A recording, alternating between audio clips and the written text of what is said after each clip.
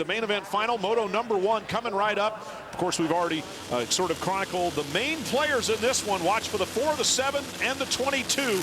They are typically the fast starters. There is Villeman on the left side of the racetrack. Out front goes James Bubba Stewart on his Kawasaki #7. Along with him, number 27, Nick Way with a good start. But Stewart's out in front. That spells trouble for everybody else. Carmichael's moved into second. Stewart with a problem. Stalls the bike almost anyway. And Carmichael gets by. Yeah, Stewart just hit a little bit of mud in that second turn there. The front end pushed and pulled him out of his line, so he's back into third. There is Chad Reed on the number 22 bike. Stewart, just like that, up into second position on the back wheel of Ricky Carmichael.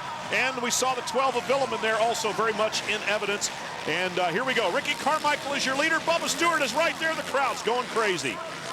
You know, these two are such a class of the field. They always find their way to the front. Even if they don't get the best jump off the gate, 2 or 3 turns into the race, they're always 1 and 2, and Reed's always right there as well. Well, we saw a worst-case scenario last week when both of them had problems early in the race. Carmichael right in the very first turn, and James Stewart a little bit later. They somehow managed to both get up to the front, put on this kind of a show for the fans, and get on the podium just as if nothing had happened. They are so much faster than everybody else in the field right now, and look at the gap they already have, pulling away from third place. And we haven't seen this yet. You know, at Hangtown, we had different scenarios where Ricky crashed or James had a bad start. They were never together from the very beginning. And so now they've got 35 minutes here to race each other and get to the checkered flag first. A somewhat distant third is the number 22 Yamaha of Chad Reed. We just saw the tail side of him there as Carmichael continues to lead Stewart. And this great battle has the crowd on its feet. Yes, the terrible towels and whatever else they use here at Mount Morris are very much in evidence. Carmichael and Stewart in that order. Stewart looks like he's trying awful hard to show Ricky a wheel here and there. Yeah, he's like that inside line coming up that hill. He keeps kind of scrubbing those bumps and trying to get inside of Ricky. And you got to keep in mind here, you can watch him. He's constantly inside or outside of wherever Ricky is. You know, that roost hurts so bad, it'll take your goggles away, and man, mainly it just hurts. So it's difficult to be able to follow a guy and stay on his pace but not run his exact line. He's got to always be just a little inside or outside and drop into the good line in the turns, but stay out of that roost when he's coming out of the corners. Track holding up pretty well. Not a lot of super deep ruts that we saw last week in the mud at Hangtown. So the conditions here nearly perfect, not only for the fans, but for the racers. Stewart is just trying so hard, and Carmichael looks pretty relaxed up front. Yeah, I think Ricky knows it's a long moto. You know, 40 minutes back and forth. He's going to pace himself a little bit. He's going to save something in the tank for the end of the race and just try to not make any mistakes, put in the best laps he can. Well, you can't hold your breath and grit your teeth for an entire 35-minute moto. Ricky Carmichael out of Havana, Florida. The Team Makita Suzuki RMZ 450 up front, but not by much. No more than a bike length or 2 separating him from the Kawasaki of Stewart. No, and you know, these two pushing at this pace, it'll be interesting to see which one's got the stamina, which one doesn't. Ricky's known for his hardcore training regimen. He's always been one of the fittest riders on the track, but you know, this is what he prepares for, is battles like this, where he's got to go the entire moto and put his fastest lap in at the end of the race. We haven't really seen that with James. He's never really been pressed that hard, that long, but we're going to see it right now, what's going to happen. Stewart now behind Carmichael. The gap has not increased nor decreased particularly. And here in this first couple of laps, it appears as though James Stewart just studying Ricky Carmichael, looking for perhaps a spot here or there where he might be able to make a pass. And if he thinks he's faster, then pull away. Yeah, you follow a guy, you'll kind of find sections where you're quicker, sections where he's quicker, and you try to make up that difference. It's always an advantage being the guy behind initially, because you can find where, okay, he's a little quicker here. Why? How? You know, where can I make up time? And you'll follow his lines and sort of improve your riding in that area when you've still got the sections where you're quicker and you can try to make a pass there. Stewart trying a couple of things here and there. He lost a little bit of ground. He's making it back up again. We go further into the field and we see the number 22 of Chad Reed and youngster Davey Millsaps. AMA Toyota Motocross Championship is being brought to you by Toyota, proud sponsor of AMA Motocross. Toyota, moving forward.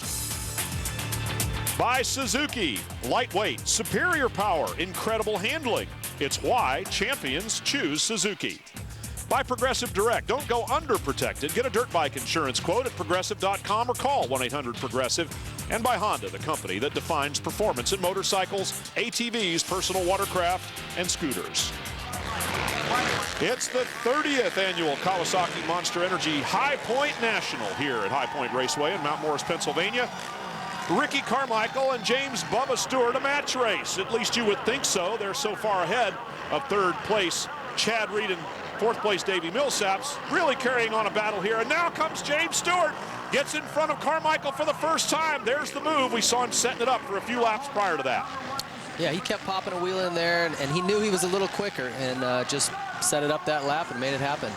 So now James Stewart out in front, reaches off the handlebars there for a tear-off. Carmichael gets a chance to study his young fast opponent here on the green, number 7. So Carmichael shuffled back into second spot as James Stewart, the points leader, who won his first outdoor motocross national 1 weekend ago, is now your leader here at Mount Morris. I don't think this is any reason for Ricky to hit the panic button. He's probably an advantage for him now. He can look and see where James was going faster. Why did he pass him there? What was he doing different? And he's still got his sections where he's quick, and he can kind of combine the two and make another run at James here as the moto wears on. And now, as it was for Stewart, Carmichael has to find a spot out of the roost off of Stewart's Kawasaki to try to be able to maintain his vision all the way to the end. He's dropped back a little bit there, giving Stewart, I guess you could say, plenty of room for that roost to hit the ground. Yeah, hard to say if he's just kind of lost the pace a little bit or... Well, Kevin Windham out of the race, apparently. As K-Dub comes in on the number 14 Honda, undetermined problem. He's talking to his mechanic right now. Not sure exactly what the problem is, but he's making a motion as if it's cutting out on him, and the mechanic's standing there with his hands at his side is at a loss to determine what it is. That's the universal signal for I hate this bike right now. When you rev your throttle and look at your mechanic and throw your hand up. Done that a time or two. There's Ricky Carmichael, probably a second or two, I'm going to say 2 seconds behind James Stewart right now. This is the biggest gap by far that either of them has had over the other. No surprise that James Stewart, once he got to the front, is going to show the speed that he's shown in practice. Yeah, I guess that's the 2 seconds a lap you're seeing right there. It is a little surprising to me. I haven't seen Ricky just kind of let someone go like that in a long time. Ricky Carmichael regathering himself perhaps for an attack against the leader James Stewart. Stewart is the points leader, so Carmichael can't afford to sit back and rest on his points lead, which has usually been the case. And here's an example of the shorter lap times. These leaders are getting into traffic a little quicker than they have in years past here at High Point. Yeah, I mean, we're just a few laps into the race here, and they're already lapping, you know, good riders. I saw Kyle Lewis go by there earlier, so this is going to play into the race. It's going to be a factor for sure. It's for the leader. It's definitely tougher to get by. The lapper doesn't know he's being lapped until the leader comes by. And then once he does, if he hears a bike behind him, he'll go, oh, that must be second, that must be third. So a little easier for Ricky to get by a rider after James has already sort of made the statement. You can see Kyle Lewis waves Ricky by right there. And Carmichael goes past using the courtesy, and you can see the riders that are being lapped are giving them all the racetrack they possibly can. And here's Goose giving Ricky some lap time signals in the mechanic signal area, which is a new area here at this racetrack as well, along with some tunnels where the fans can get back and forth to different parts of the racetrack. Now, when this track goes back and forth through that valley, as you G out at the base of those valleys, it gets very, very rutted. They till this dirt up really deep, and it causes a lot of ruts, even when it's not rainy here, which is most every year. But on the occasion you get good weather like this year, it's still very soft soil, very good soil, so it will get rutted, especially where the bikes are pressing down into the dirt. A little bit of a save there by Stewart as he works through traffic, going past the number 38 of Jeff DeMint out of Kingwood, Texas on a Suzuki. And Carmichael has used the traffic to catch up just a little bit. Now they are pretty much together once again. Yeah, lap traffic's definitely going to play a part. In fact, a lot of times, if James will get held up for 1 second behind somebody in a rut, Ricky can sweep right around the outside and get them both. So it'll be interesting to see how they get their way through traffic. Carmichael making a run at the number 7 Kawasaki. They go past Justin Buckaloo out of Arizona on a Honda and continue their battle up front. Third place is so far back that this is just about all we have the opportunity to watch here. What a great fight for first place. Carmichael right there in the wheel tracks pretty much now of Stewart. 1, 2, there it is.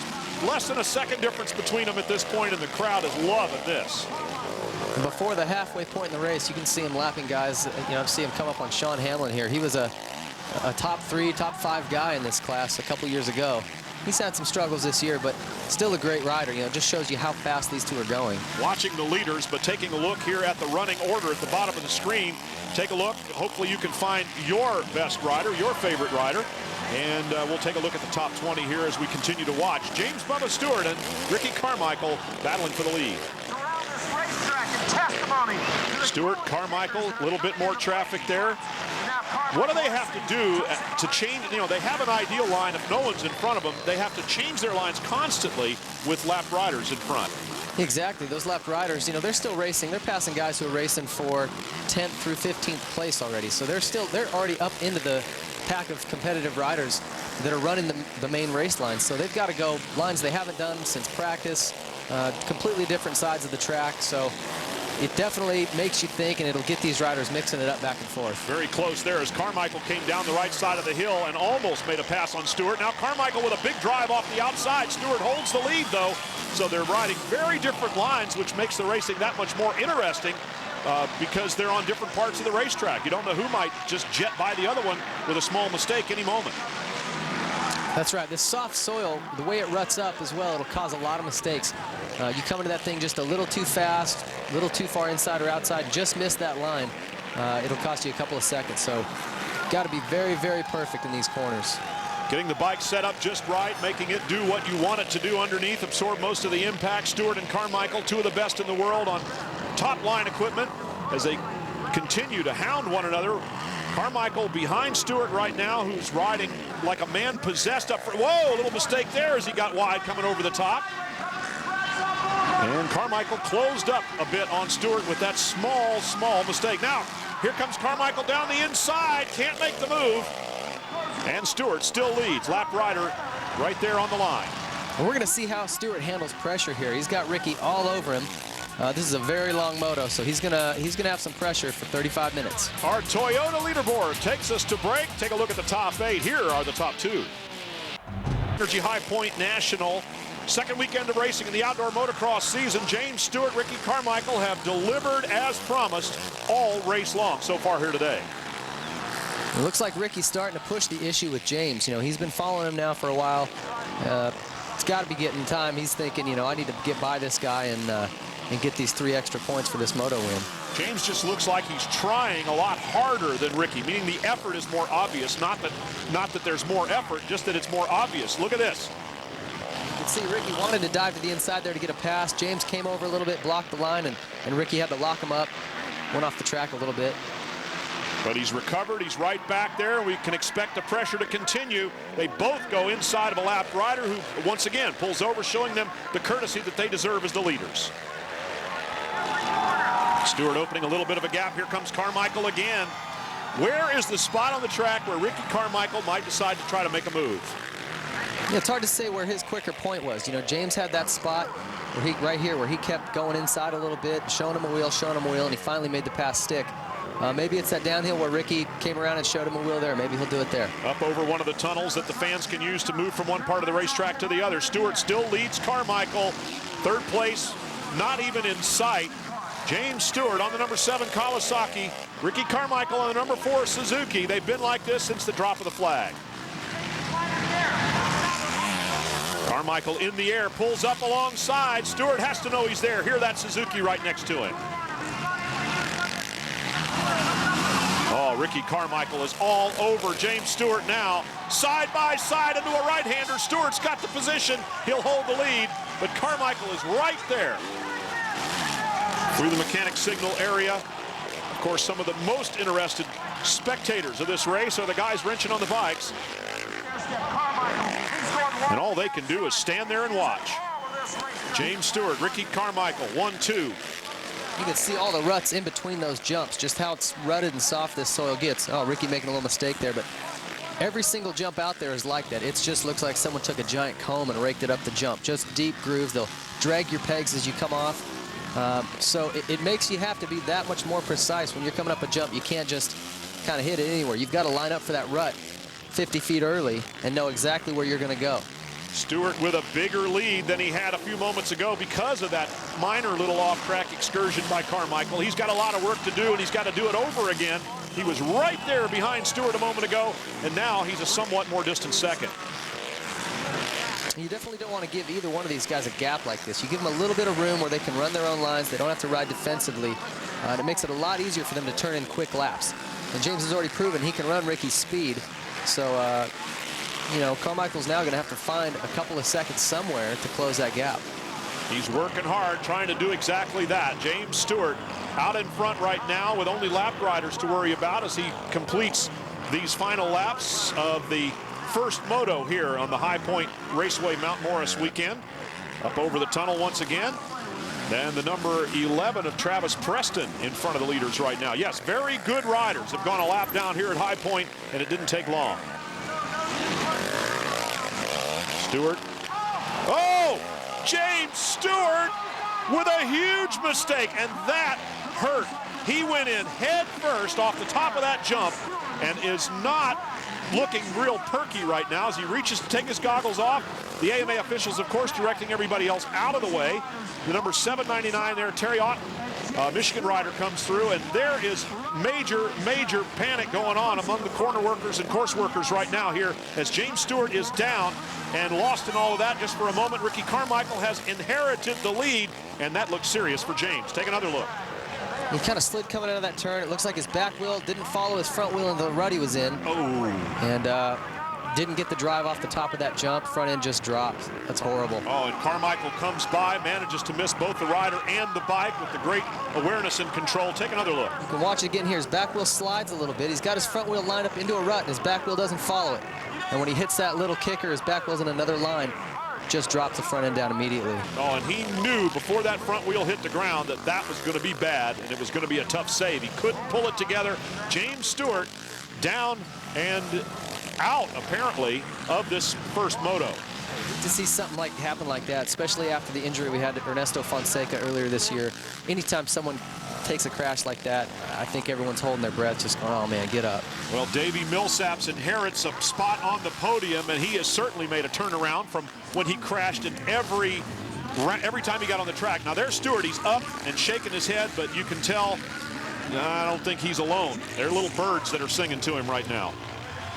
Yeah, I've seen this guy take some hard crashes and get up and walk away. He's as flexible as a Ukrainian gymnast. Well, he's going to need every bit of that as Chad Reed is now in second position. Again, everybody's moved up a spot with the exit of the leader, James Stewart. Reed now second, Carmichael the leader. Millsaps looking for a podium position in only his second AMA Outdoor Motocross weekend on the big bike. What a great weekend that'll be for him. You know, I know he and his family there, the Millsaps training facility, they work so hard. And last weekend to go every single practice, every heat, every moto, had to be difficult for them to take. So this is a great ride for Davey. Well, they could call it a perfect record without divulging any details, and people would think it was a good weekend for Millsaps. He crashed every time he got on the track. Now, Ricky Carmichael much more relaxed, of course, because he has a huge lead. He and James Stewart opened up such an incredible margin on second place that now Carmichael can just, it's almost like a cool-down lap for Carmichael now. Yeah, he's got such a lead here. He could take his goggles off and sign a few autographs as he's going by the little fans there. Ricky Carmichael out front. We're so used to seeing that over the years. Again, correcting myself, that Sebastian Tortelli, the last man to lead the motocross championship until James Stewart did it by winning the overall at the opener at Hangtown. Ricky Carmichael has been the man leading outdoor motocross championship points every season since 2001. And he's leading the points championship again with the exit of Stewart.